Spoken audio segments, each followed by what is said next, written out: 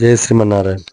కదా నేమి శారుణ్యో ఋష శౌనకాదయ ప్రపంచరాణితం సూతం పౌరాణికం కలు.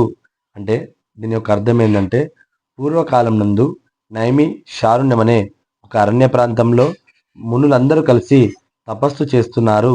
అందులో శ్రేష్ఠుడైనగా యోగ్యుడైనటువంటి సూత మహాముని వద్దకు వచ్చి ఇలా అడుగుతున్నారు. ఏమంటే, అయ్యా ఓ సుత మహాముని, మనము విశేషమైనటువంటి తపస్సులు ఆచరిస్తున్నాము, యజ్ఞాలు చేస్తున్నాము, హోమాలు నిర్వర్తిస్తున్నాము. కానీ మన మనసులో కోరుకున్న కోరికలు ఎందుకు నెరవేర్తలేవని అడిగాను. ఆ మాటలు వింటున్నటువంటి ఆ యొక్క సూత మహాముని, మునిందులారా, పూర్వకాలంలో సాక్షాత్తు శ్రీ మహావిష్ణు వద్ద కూడా నారదుడు ఇదే విషయం మీద వెళ్తున్నాడు. అనగా పూర్వకాలం నందు నారదుడు ముల్లోకాలుగాకు చతుర్దశ భువనాలన్నీ తిరుగుతున్నాడు. అతల వితల సుతల తలాతల సాతల మహాతల పాతాళలోకస్య ఉపరితలే భువర్లోక సువర్లోక మహర్లోక జనలోక సత్యలోక అధోభాగేన మొత్తం 14 లోకాలు తిరుగుతున్నటువంటి నారదునికి మార్గ మధ్యంలో భూలోకానికి చేరుకుంటున్నాడు. భూలోకంలో కలియుగం నందు మానవులు పడుతున్న కష్టాలను చూచి ఆ కష్టాలు ఇలా తిరుగుతాయని సరాసరి వైకుంఠానికి వెళ్తున్నాడు. ఆ వైకుంఠంలో శ్రీమన్నారాయణుడు తెల్లని శరీరం ఛాయగలవాడు, శంఖ చక్ర గదాధరుడైనటువంటి ఆ శ్రీ మహావిష్ణువును చూచి ఏ విధంగా పలుకుతున్నాడంటే, నారదుడు మనసుతో ఊహించుడు గాని, వాక్కుతో వివరించప్పుడు గాని అతీతమైన రూపం కలవాడివి నీవే స్వామి. ఎందుకంటే ఈ సృష్టి ఆది మధ్యాంతరహితుడు నీవే అని పలికెను.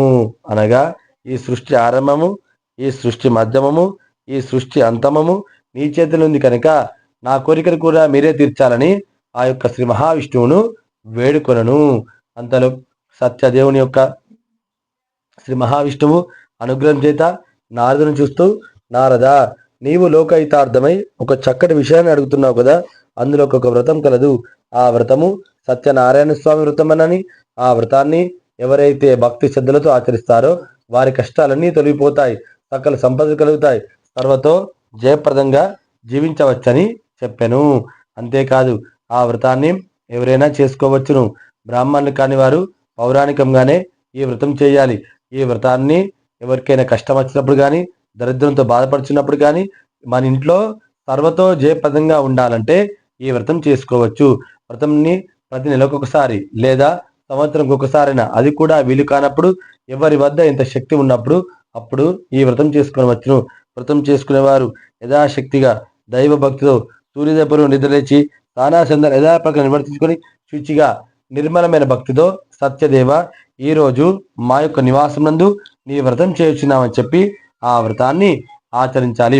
వ్రతం చేసుకునేవారు పూజ స్థలంలో గోమయంతో అనగా ఆవు పేడతో అలికి శుద్ధి చేసి వరిపిండి మొదలగు 5 రంగుల చూడంతో ముగ్గులు పెట్టి ఒక నూతన పీఠ ఉంచి ఆ పీఠ మీద ఒక కొత్త వస్త్రం పరిచి ఆ వస్త్రం మీద బియ్యము పోసి ఒక కలశము, అది కూడా వెండితో చేసింది కానీ, రాయితో చేసింది కానీ, ఇత్తడితో చేసింది కానీ, కలశాన్ని ఉంచి మరలారిని కొత్త వస్త్రం నుంచి స్వామి వారి యొక్క ప్రతిమ 1 గ్రామ్ బంగారంతో కానీ, హాఫ్ గ్రామ్ బంగారంతో కానీ, పావు గ్రామ్ బంగారం కానీ తీసుకువచ్చి స్వామివారి యొక్క ప్రతిమను తయారు చేయించి పంచామృతాలు, ఆవు పాలు, పెరుగు, నెయ్యి, తేనె, చక్కెర వీటన్నిటితో అభిషేకించిన పిమ్మట సత్యవ్రతం చేసుకోవాలి.